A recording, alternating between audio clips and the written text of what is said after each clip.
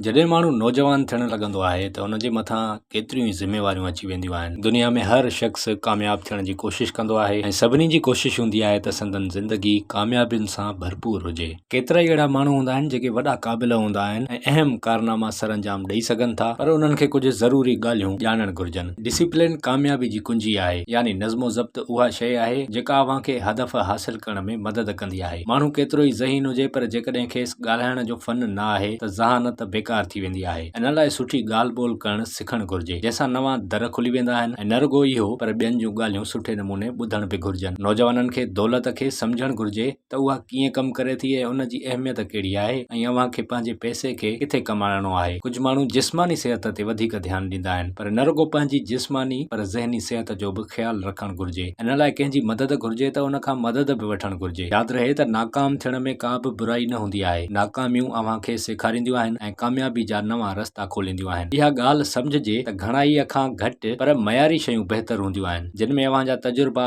जज़्बा ऐं दोस्तियूं बि शामिल हूंदियूं आहिनि। थोरा कम जा दोस्त सवें दोस्तनि खां बहितर हूंदा आहिनि। अव्हां खे हर शइ में हदूं रखणु घुरिजनि। कंहिं बि लाॻापे जे हवाले सां अव्हां जो मौक़िफ़ हमेशा चिटो हुजणु घुरिजे। नौजवाननि खे खाधो पचाइण वारो हुनुर बि ज़रूरु अचणु घुरिजे, जंहिंसां न रुॻो बचत थींदी पर पंहिंजी सिहत जो पाण ख़्याल बि रखी सघंदा।